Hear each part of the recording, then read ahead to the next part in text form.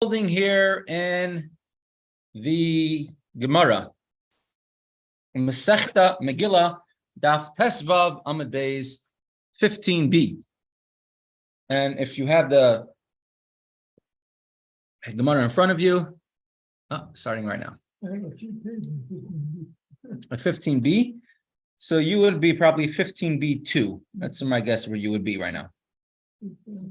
We are discussing the story of Mordechai and Esther. Esther goes to the king without permission. And she first got all the Jews to fast. I don't know if you can see on the screen. I'm sharing a picture of just a drawing from one of the books about Esther going to the king. Here, Esther goes to the king and asking the king to save the Jews. And so now we're describing as Esther's entering the king's throne room without permission. And we're going to learn of all the miracles that happened. And this picture is a painting that somebody made. It's not an actual. It's from a kid's book. It's not an actual thing that somebody drew from which was going in. Well, this is somebody. It's a kid's book drawing how Esther is going in. Yeah, but it's not an actual photograph from that time because they didn't have back then. No, you could have had somebody that drew a portrait. Right.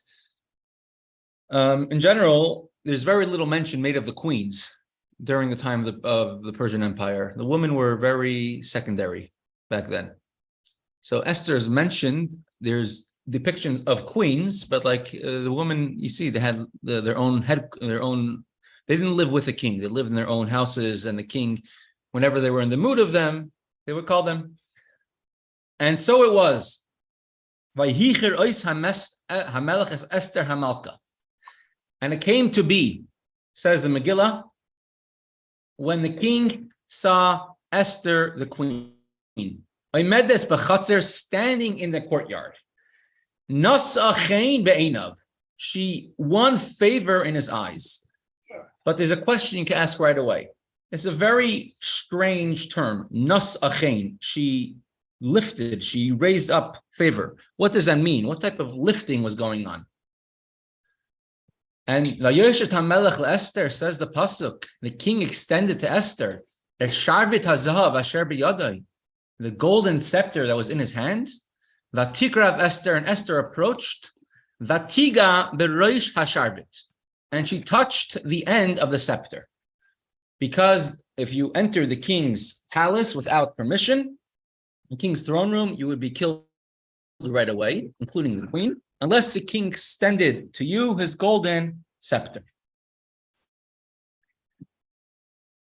The Medrash says over here, when Achashverosh saw Esther walking in the beginning, he was very angry. How dare she enter my royal palace without my throne room without permission?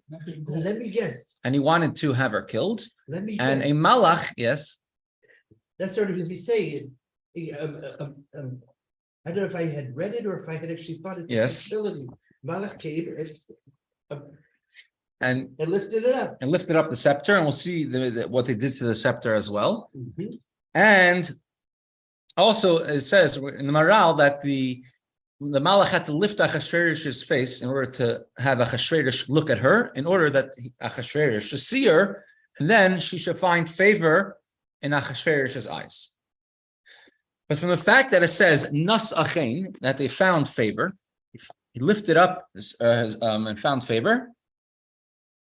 Amar Rabbi Yochanan, from there Rabbi Yochanan learns. Gimel Malache Hasharis, 3 angels, Nizdamna La Ba'oisa Es. At that time, they joined Esther entering the king's throne room. What did the 3 angels do? Echad Shegbia Esavara, one of them lifted up her neck. That's the first recorded facelift in history, happened back then. But Maral actually adds on over here in her Chadash that her face, she was fasting and she was so dejected that the Shekhinah left her. She's still fasting after 3 days, and she walked in, her face was down in the ground. So the angel had to lift her face. So one of them lifted her neck in order to make her beautiful. The echad shemashach chut shel chesed aleha. One of them made a cord of divine grace, of beauty on her, which we learned earlier, that their opinion is that Esther was not naturally beautiful, but rather that a chut shel chesed, a cord of divine grace, was around her, that Achashverosh should like her, should find favor in his eyes. And cheaper than makeup. The echad shematach es hasharvit, and one of them stretched out Achashverosh's scepter in order that Esther could touch it. The word nasachein in Torah in general, when you want to say somebody found favor in his eyes, you say matzasachein be'einai. You found favor in my eyes. That's what Hashem told Moshe, and you always have it. Moitzachein. The idea of nasachein, shalom aleichem, Reb Shmuel. Lifting means that an angel had to lift her neck. In addition, it says nas achein. She lifted favor. What does that mean? Grace. That an angel had to give grace on her, meaning an angel gave her a ray, a chut shel chesed, a ray of grace. And the third one says in the pasuk, "Vatiga b'rosh hasharvit," she touched the end of the scepter. Why does the verse need to tell us that? In order to tell us that there's something very unique about her touching the scepter. And what was unique about it was that she would not have been able to touch it, but an angel went and extended the scepter that she's able to touch it.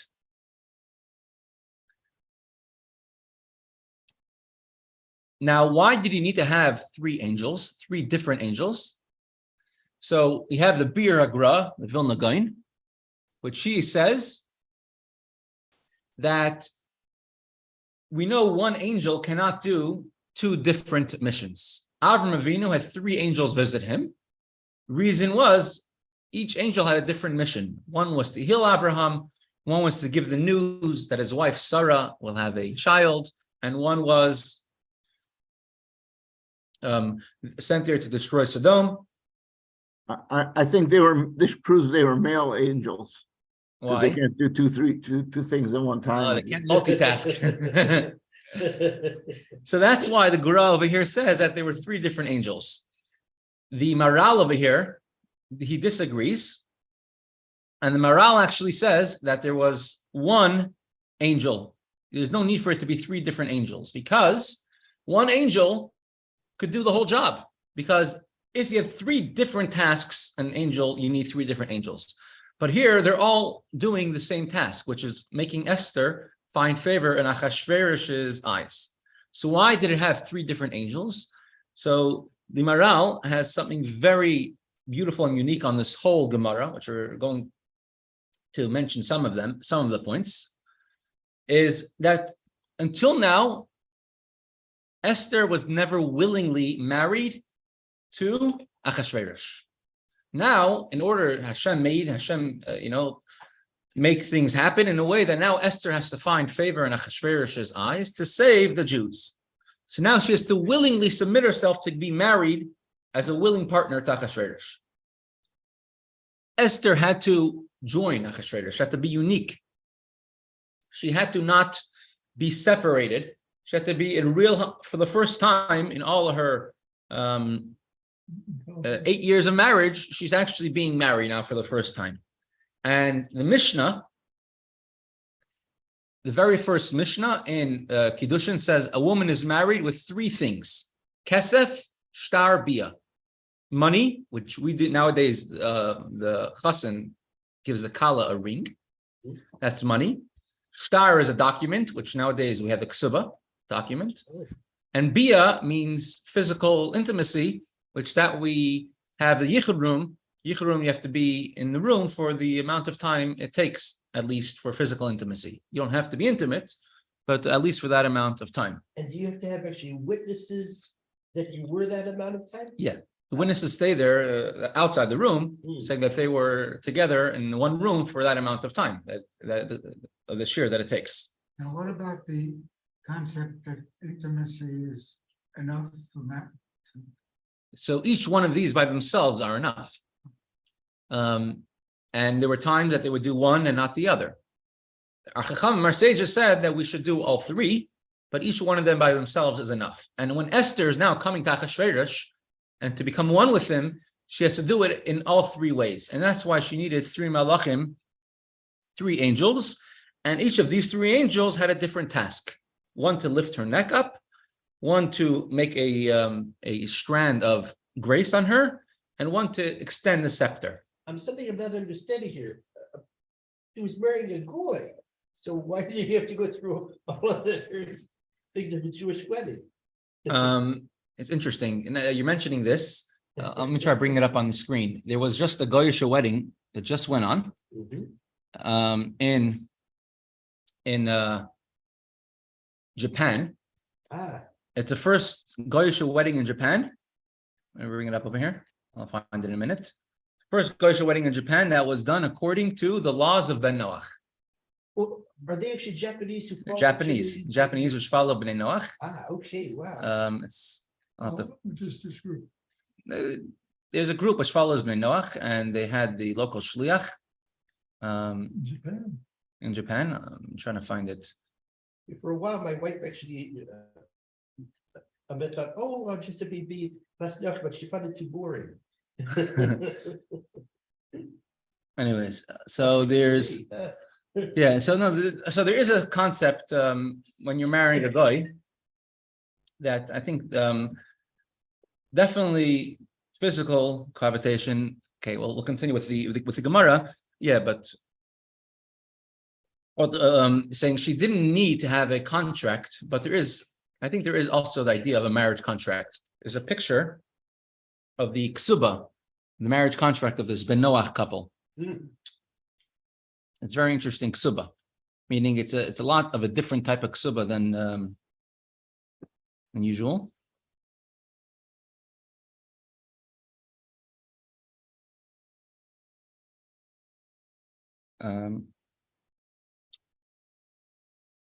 Anyways, this is from.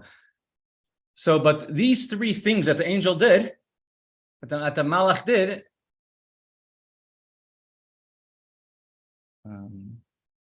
good, hey, none, corresponded to the three different ways that somebody could get married here. The first time, a wedding in Japan, according to Bnei Noach. See, the Japanese bride and groom and all that. And here's the local shliach officiating the wedding, and here's the ksuba. They have a document as well. The first day of the month of June, we view my wife according to the laws of the Torah of Moshe as I related to Bnei Noach, the children of Noach.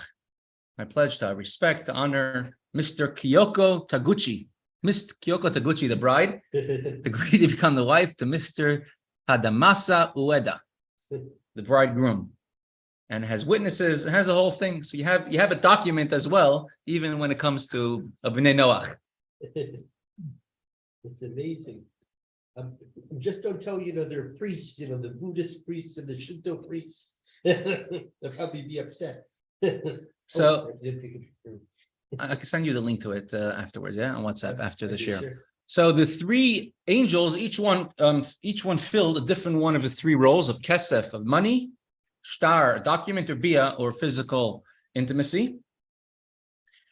When the angel lifted up her face, there was a connection that had to come from Achashverosh, a connection had to come from Esther, and a connection that connects them both together. And one connection was from above, a ray of kindness. That was on Esther.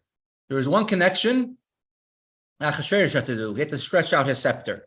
And one had to come from Esther, that she had to lift up her neck, lift up her face. So these three different things correspond to kesef. Money is that the wife receives money, and from the benefit that she is receiving from the money, She is agreeing to become married.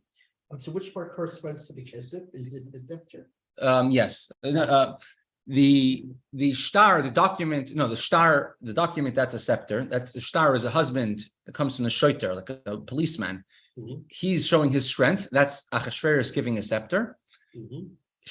Esther accepting the money would be the idea. Kesef money is what Esther does, and that was a lifting up her neck. That she lifts her up, meaning she's receiving a benefit.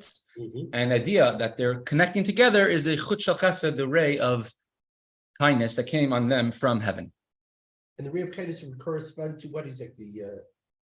That corresponds to bia, physical intimacy. That's what the Maral explains over here.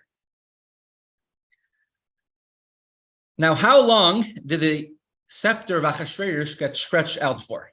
And this is where we're going to go into our gematrias. You ready? Oh, I'm gonna have to turn on my phone for the. Get ready, Dobie, because you're going to have to get your calculator out. I don't want to have to think. The comma. How long was the scepter of Achashverosh stretched out?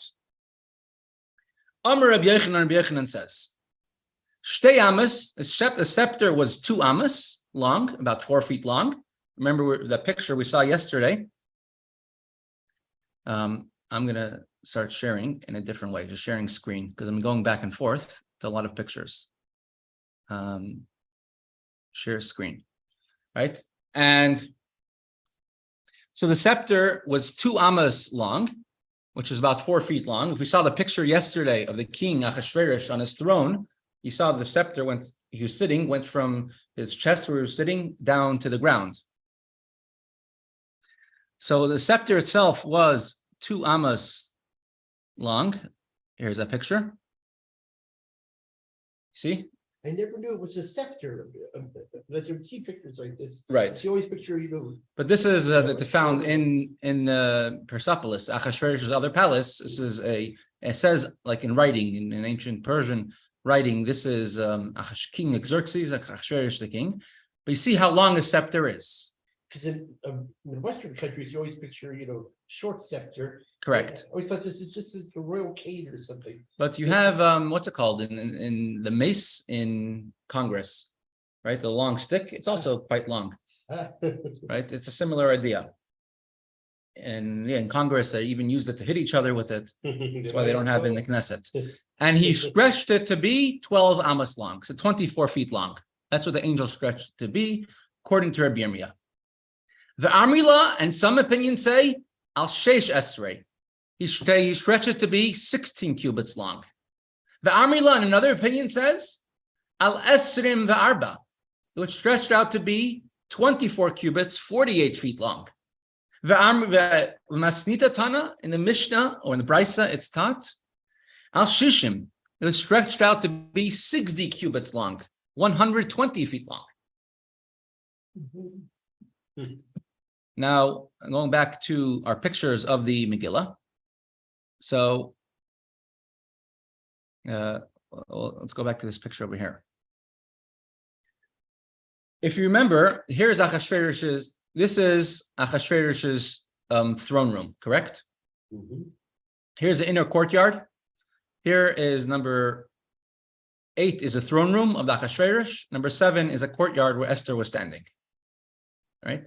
And if we looked, here is the original tiles are still there from the times of Esther.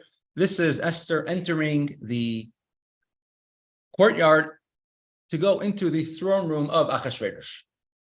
Now, how large was this courtyard? Right. So the courtyard itself is very interesting. It comes out to be, the courtyard is 118 feet long, this courtyard. Right. In Achashverosh's palace, there were 3 courtyards.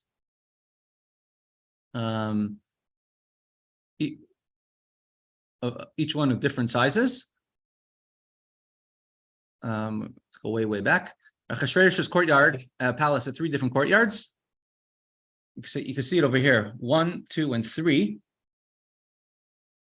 One of them was a very large courtyard. It was 210 feet by 180 feet. One of them was a little bit smaller, 118 feet by 108 feet. And the inner courtyard was smaller, 118 feet by 101 feet. Right, so we're talking about courtyard number 3 over here, which is opposite Achashverosh's throne room. He will be sitting over here at number 4. So the courtyard itself is 118 feet, which is just about 60 amos long. So it makes sense how you have these different measurements, how long it was. It makes sense. I'm saying from the room-wise that it could stretch out to be 24 amos, 16 amos, because the room was 120 feet long. I was wondering about that. It's like. It says the king saw Esther in the courtyard. So he stretches out his hand across from the throne room into the courtyard. What's going to be interesting is we're going to have another opinion soon in the Gemara that the courtyard was actually, that Achashverosh's scepter was stretched out for 200 amos. We'll get to that soon. So you have 4 different opinions how long Achashverosh's scepter became stretched out by the malach, by the angel. V'chein atamoitze, in a similar you find bi'amasa shel bas Parai, with the arm of the daughter of Parai, which stretched out to take Moshe. When Moshe was a young child, and it was too dangerous to keep him at home, and his mother put him in a basket by the river, in the Sea of Reeds, and Paro's daughter goes, and she goes to rinse by the river. We discussed that she was actually going to convert. Imagine the daughter of Hitler, in the middle of the Holocaust, converting to Judaism. Hitler would have had a fit. Well, Paro would have had a fit too. He found out Basia is converting to Judaism, and he would have had a bigger fit had he known what Basia did, is that she saw a basket, and she wanted to know what's in that basket, and she stretched out her hand, and her hand couldn't reach. And a miracle happened that her arm became very, very long. Right? This is a drawing from Zalman Kleinman Haggadah, sold by Kahas, a depiction just of Basia's arm. It says Basia, and her arm becoming very long to grab the basket, and Moshe Rabbeinu was in the basket. That's Moshe's sister Miriam watching to see what will happen. We had that on last blot. She wanted to see what will happen with her prophecy. Right? She was one of the 8 woman prophets. So her arm also stretched out very long. And over there also was stretched out till 60 amos long, 120 feet. That's how long her arm got stretched out. So the same number you find by the scepter of Achashverosh stretched out 60 amos. Basia's arm stretched out 60 amos. And then here is a third example in this week's Parsha, in tomorrow's Chumash. B'chein atamoitze b'shinei rishayim. So too you find with the teeth of the wicked people, a wicked person, talking about Og, the king of Bashan. Dichsiv, as it is written, Shinei rishayim shibarta. Hashem, you have broken the teeth of the wicked. So Og was a king of a country called Bashan. And I borrowed this picture from the Medrash says, just to give a depiction of what this is. Right? Here, Moshe Rabbeinu, the little dwarf over there, he's attacking Og, the very large giant. Og, when the Jewish people were camped next to him, and they're ready to do war with him, so he says, nothing to worry about the Jewish people. I'm going to take care of them all by myself. In the Medrash, and Rashi and Gemara says that Og, he was so large, he uprooted a large mountain the size of the Jewish nation in order to throw it and to kill all the Jewish people at one time. So here's a drawing of Og holding up the big rock, the big mountain, to kill the Jews in one blow. Hashem made a major miracle happen, that millions or billions of ants came and started eating away at the whole middle of the rock, and a big hole formed, and it fell right around Og's neck. So now he it was stuck around his head and he's trying to get it off. And another miracle happened, that his teeth suddenly grew very, very long and they got stuck on the rock and he couldn't pick it up off of his head. How long did his teeth grow? So it says it grew the same length as the scepter of Achashverosh and the arm of Dacia, which is 60 amos, also 120 feet. You'd have had to have gone to the dentist and gotten an expensive bill. Well, he had a dentist take care of him right after. His name was Moshe Rabbeinu, who stood with the staff and says he was 10 amos tall, jumped 10 amos, his staff was 10 amos, and he hit him right in the ankle. And he collapsed and he fell. And he died. So we find the same thing is going to be in this week's Parsha. So I know it's a double Parsha, but if you manage to follow along, you'll see it, but it's brought down in Rashi in tomorrow's Chumash. Right? Rashi brings down the whole story. So it says, Shinei Rishayim Shibarta, Hashem, you have broken the teeth of the wicked. And Omer Rish Lakish says, Al Tikre Shibarta Ela Sheri Bavta. You read the word as Sheri Bavta, that you have made it long. And it could have said, Shein Russia. It says, Shinei Rishayim Shibarta. This is chapter 3 of Tehillim. Hashem, you have broken the teeth of the Rishayim. It could have just said, Shen Russia, the teeth of the wicked. What's Shinei Rishayim? The teeth of the wicked, like the tooth. So the extra yud and mem, see the last letter of Shinei is yud, which is extra. The last two letters of Rishayim is yud and mem are extra. What do they add up to, Dobi? Yud is? Oh, yes, so you add up 60 altogether. 60, so it became 60 amos long. Og's teeth became 60 amos long. Right, this is original vampire. So his teeth became very long, and that's what happened. So we see 3 different times that when something got stretched out to be 60 amos long, and it was a major miracle to help save the Jewish nation.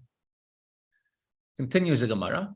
Rabba bar Oifron, Amar Mishum Rabbi Lazar. Rabba bar Oifron says in the name of Rabbi Lazar, Sheshama me Rabbi, v'Rabbi me Rabbi.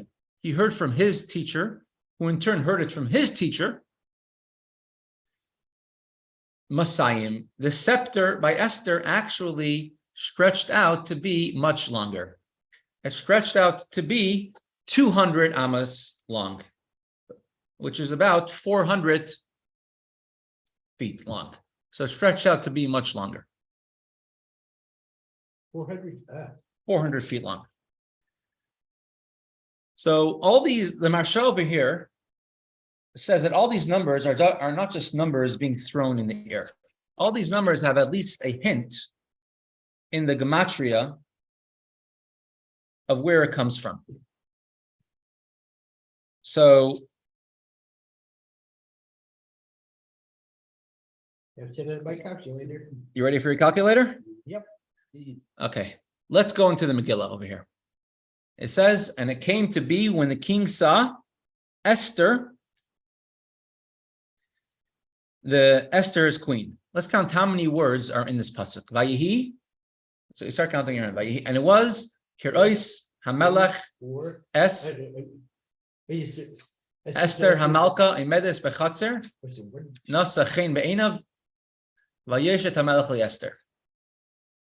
And until the words, and the king stretched out to Esther his golden scepter, there are 12 words, hinting to you how the first opinion, how the scepter stretched out for 12 amos. Until the word Vayeshet and the king stretched, there are 12 words. So the first opinion says that the scepter stretched out 12 amos. The second opinion, which says that the scepter stretched out to be 16 amos, he counts four more words. Sharbet hazahav asher biyadai. The golden scepter in his hand, and there are 16 words. The one who says that it's stretched out to be 24 amos long, which is 40 8 feet long. He counts all the words in the entire verse from Vayihi till the word Hashavit. And there are 24 words. The one who says that it stretched out to be 60 amas long counts all the letters from the word Vayihi till the first word of Shavit. And there's 60 letters in the pasuk. So each one of these things has a root, has a source, a hint in the pasuk, except for the last one, which says that it stretched out to be 200 amas long. That one has no hint in the pasuk. So that's why he says, I heard it from my teacher, I heard it from his teacher. Because it doesn't have any hint in the pasuk. And if you look at the way it is today, at least what we know of from today, it's definitely a miracle, because the whole area from the throne room, from the throne room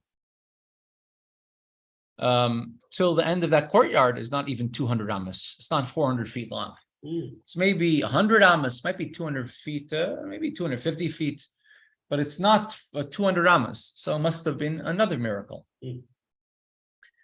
So the numbers here are very unique, but the numbers are also not random.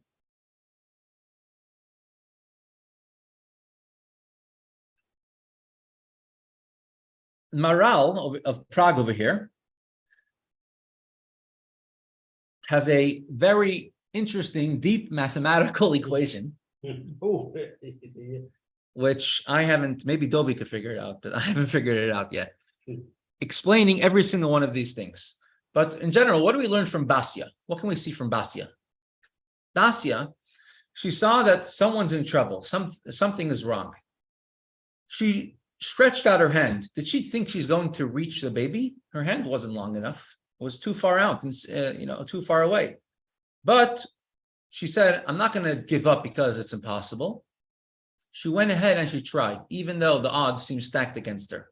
As soon as she tried, she put her little effort in, her small effort. Hashem made a miracle. Her arm stretched to be 60 amas long, and she could grab the basket with Moshe in the Moshe inside, and she rescued Moshe Rabbeinu. In a similar way, whenever we have difficulties, hardships in our life, it seems insurmountable, things that we can't figure out, things that we can never get through. Instead of, we see from Basia is all we have to do is just make an effort, stretch out our arm. Hashem will do the rest. Hashem will make the miracles happen. And even something which seems impossible will happen. So I guess we're already in the Siddur time, but I'll just go through the last idea of the Maral of Prague. And Maral says you should know that everything here is very deep. The numbers are not random numbers, whether it's 12, 24, 60, 120, 200, none of them are random numbers. And he starts off, the base is that the scepter itself was 4 feet long, 2 amas. An amma is an arm, it's called a person's personal space. And 2 amas means that a person's personal space and he goes out of his comfort zone. That's 2 amas. Was stretched to 12 amas. When Esther came into the courtyard of Achashverosh, and she thought Achashverosh was angry at her, and then Achashverosh stretched out the scepter. She didn't have power, she didn't have strength to touch the scepter. So the Malach, the angel, had to stretch the scepter all the way out to Esther. Now, there's right, left, front, back, 4 directions. And every line has 3 points, beginning, the middle, and the end. So the 4 directions and the 3 points is 4 times 3 is 12. So that's why the first opinion that there were 12, went to be 12 amas long in order to reach Esther. Because she said the angel had to, for Esther to reach the scepter, had to be a miracle above nature. So it had to stretch to the extremes, which is 12, which is all directions, plus the beginning, middle, and the end of every line. So that's why it had to stretch to 12 amas long. The opinion which says 16 amas long is because there's a 4th direction also. Everything has 4 sides. So that's so you have to add one more, so you have to add another 4, so you get 16 amos long. The opinion which says that the 24 amos long is because you didn't count above and below vertices, right? 6 sides above and below. So let's say north, south, east, west, and up and down, right? So you have to have 6, and then you have each one is 2 sides, and each one is front and back. So you get 24. The opinion which says that there were 28 amos, because 24, like we said, and then whatever, another 4 directions that were, you have to add on when you, I don't know, it gets complicated there. And then that's the opinion which says 24. The opinion which says 60 amos is because altogether there's 6 directions, and you divided each one by 10 because the 10 is a shleimus, the completion. There's 10 midos, there's 10 spheres, 10 levels, and each one is 6 times 10.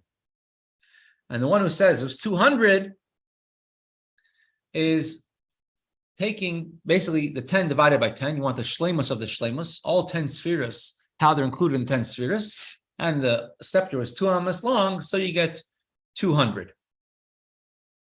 So altogether, if you want to say it's a miracle that reached, it brought something supernatural into nature, he says it's 200 amos long. So anyways, all these numbers are not just random numbers. According to the Maral, as he explains, every single one of these numbers have meaning and deeper meaning into it. And those who want to fully plumb the depths of the Maral of Prague, definitely please invite it to do it and enlighten me on all the details.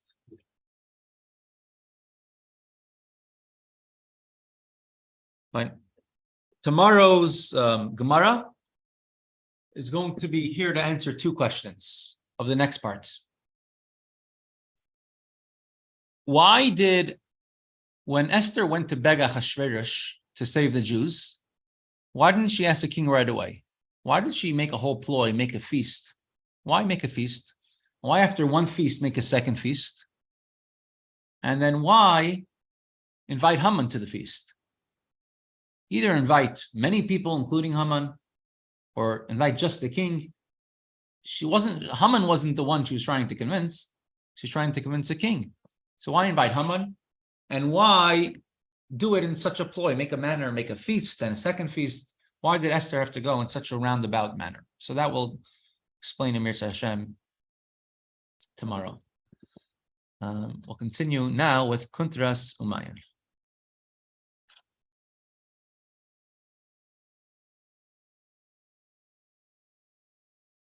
We're holding here page 329.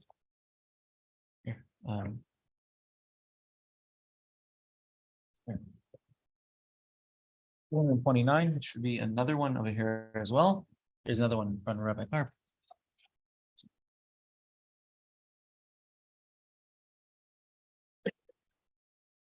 The Chaim asks a question that we're going to ask over here.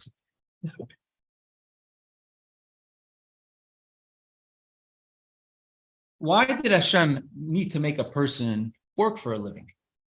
Why not just give everything to them on a golden platter?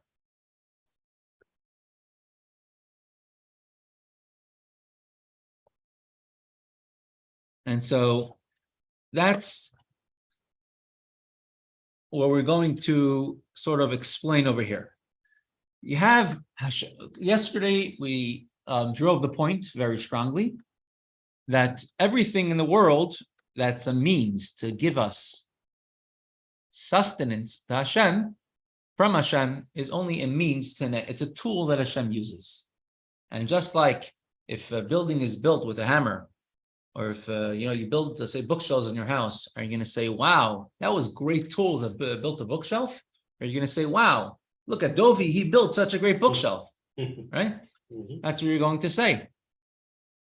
So same thing, everything in the world, the sun, the moon, the stars, nature, and what's called the constellations, the natural forces, are all just a means that Hashem uses to give everything to the person to receive, that they can receive. because Hashem wants a physical world, therefore, there needs to be physical things, physical mediums to give the person what they need. Because if we would receive straight directly from Hashem, without any physical tools being used, we'll never be able to exist as a physical person, as a physical world. So we're going to see this inside. So Perek Beis, chapter 2, in Maamar Chav Gimel, Maamar 23. Behine. Ta'am v'sibas hadavar. The reason shehasib hashpah hagashmis ba'adafke aidei hamazalasu, why to receive any benefit from chesed of Atzilus has to go through a medium of physical means, which is called constellations. Dihine, the fi shtei hashitas b'mahus hachesed sheniksav la'adam b'reish hashana v'yom kippurim k'moshu b'malchus d'Atzilus.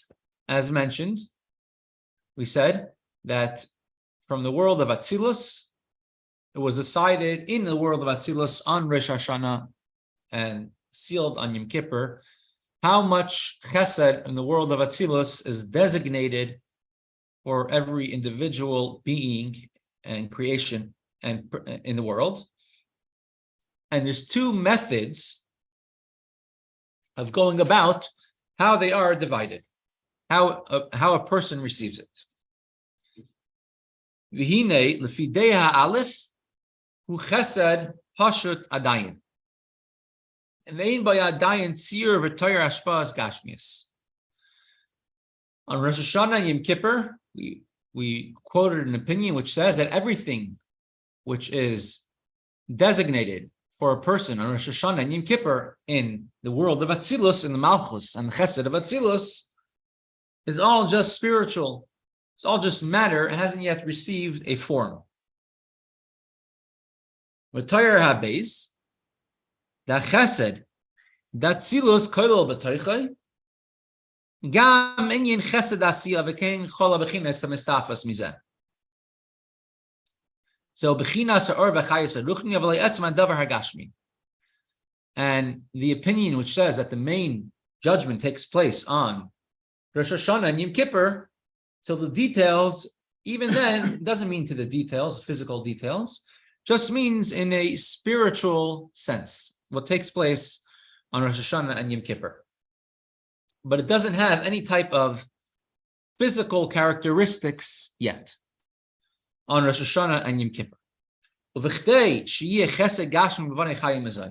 So we have this immense spirituality, this matter, you could say, decided what a person will receive on Rosh Hashanah and Yom Kippur. And where is it? Where is it? It's in the world of Atzilus. For it to come down, it's has to go through a process, has to travel from the world of Atzilus through the next three worlds.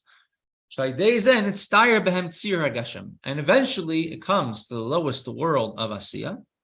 And over there it could receive a physical form. Hainu,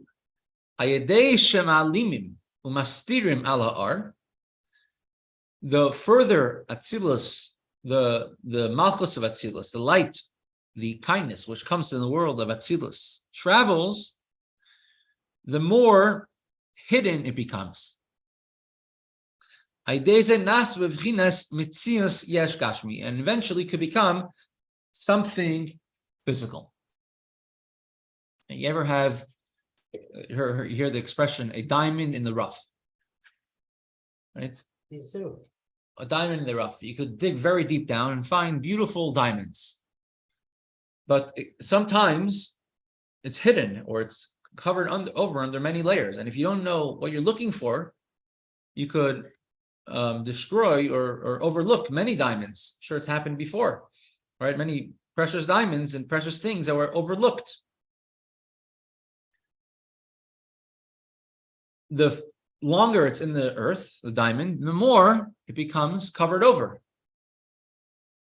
In a similar sense, from the chesed of Atzilus, as it comes down, it becomes hidden and becomes more and more concealed. So all the spirituality, as it comes through the world, it could finally start, you could say, growing limbs, growing skin and bones, and eventually become completely concealing of the light of Hashem, of Atzilus. And that, in turn, eventually could allow, in the world of Asiya, a physical being, a physical benefit in this world. Now we're going to discuss, well, we just finished learning Shiur Yuchid V'Emunah, 12 chapters, all about the idea of tzimtzum, Hashem, how he conceals his light. Ukiyadua, the kol inyan hametzias nasa al yedei hester. The entire existence of any physical world and also the spiritual worlds, any existence happens only through a concealment. As it says, in the beginning Hashem created. The chol inyan habriya bepoyel ba'yidei shem elikim. To create the world, it doesn't say Bereshis bara havaya. The name of Yudke Vavke created the world. Rather, the name Elikim created the world. Hashem has many different names. The name Havaya, Yudke Vavke, is Chesed, is kindness, and the name Yudke and the name Elikim is idea of Gevura, judgment or strictness. Shumidas hadin b'tzimtzama ar v'halamai, which is concealing the light of Hashem, and in order for worlds to exist. As it is written, Hashem is a sun, and Hashem is a shield. There are many different layers protecting the sun, that without them, it says, the world will not be able to exist if Hashem did not protect the sun. It says at unique times, Hashem has taken the sun out of its nartikoi, its sheath. For example, when Avram was waiting for guests, and Hashem didn't want him to wait for guests because he wanted him to recover from the bris milah, not to be bothered. So Hashem made it very hot that nobody should travel. So Shemesh u'magin Hashem elikim.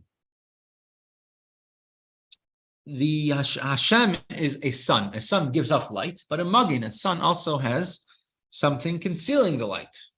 We see that if anything gets too close to the sun, it can't exist anymore. There's no life being found anywhere close to the sun. The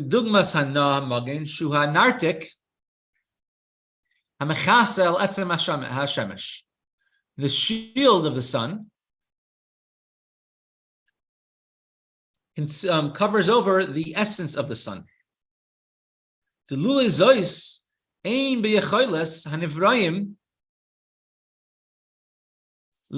Without the sun being covered over with a shield, then people will not be able to receive it. You ever experience, let's say, a solar eclipse, and so they sell special glasses to look at the sun through these glasses, and you can see spots on the sun and different things.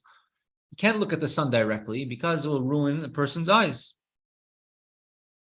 So there needs to be something concealing, covering over. And it came b'shem elikim hamechasu mailim al etzem or the shem havaya hamechaya. The name of Elikim, Hashem's name Elikim, is a name of judgment. It's the gematria of the word hateva, nature, and that conceals the light from the name of Havaya, which in turn enables the world to exist. That's why when we say in Shemina Esrei, Hakel, Hagadol, Hagibor, V'Hanaira, the great God. What is Gibor? What is Tel? Hashem is Gadol that is great, we know, because we know the world of Atzilus. What is Gibor, strength? Mighty, that he's so mighty that he's able to hold back and not give so much. Let's say you have a very big dam, right? Say the Hoover Dam or another dam. The dam has to be very, very strong if you want to receive energy, electricity from the water, from the Colorado River, or wherever it is, the Yangtze River. You need to have a very strong dam. A weak dam will not last, will not survive. So the Gvura, the strength of Hashem is, we learned the Mesechta Tainis, the very first words of the Mesechta, Hashem's strength is his rain. The rain that Hashem divides into droplets is the strength of Hashem. So when we say in Shiur and Esther, Hagibor, what is Hashem's strength? What is his power? That fact that he's able to minimize his light constantly every single moment in order to create the worlds. The very first, you could say, Bachrim Shluchim, the yeshiva here gets Shluchim, from the yeshiva, that help out in the yeshiva. So the very first Bachrim, which were sent as Shluchim by the Rebbe, was in the year 1968. And there were the Rebbe handpicked 6 Bachrim, and he sent them to Australia to begin the yeshiva. And the Rebbe said very unique things about them. But they were the only shluchim, and can you imagine, they were handpicked by the Rebbe. For them, it was like the most unique thing ever. And they received very specific instructions from the Rebbe. But one of them was that you're not allowed to waste any time. They never wasted a single moment, like just talking during learning or anything like that. They never wasted. That they're there to learn, and they're there to turn over Australia through learning Torah. And that was their job, just to learn Torah. Even in the summer, when the yeshiva was out of session, and the different Bachrim traveled around to different cities, so the Rebbe said there should always be at least 2 shluchim staying in the yeshiva to learn, because that's your mission here in Australia. You should learn, to learn Torah. Spoke to Rabbi Minkowitz, one of those shluchim, and he says, for those 2 years, he never once came late to yeshiva, ever. He never came late. He says he's someone who today likes sleeping in the morning, but then he never came late even once. There might have been, let's say, a farbrengen the night before. They never missed a day, and they never wasted time. This was something unnatural, something only with the Rebbe's koyach they could do. And the most difficult thing, the hardest thing of all what happened in Australia was can you imagine in Australia, they couldn't even have phone calls to America then, right? Long distance was, I don't know how much it was per minute, maybe $10 a minute to Australia in the 60s. And they would, to hear a farbrengen of the Rebbe, they would have to wait a few weeks for a letter to come in the mail with their hanacha, the review of the farbrengen. So the hardest thing for them was when they would receive a letter from the Rebbe to the shluchim. And of course, they wanted to jump in and see it the first thing right away. But they couldn't look at it the whole day because their shluchus is to learn, and they couldn't take any time off from learning.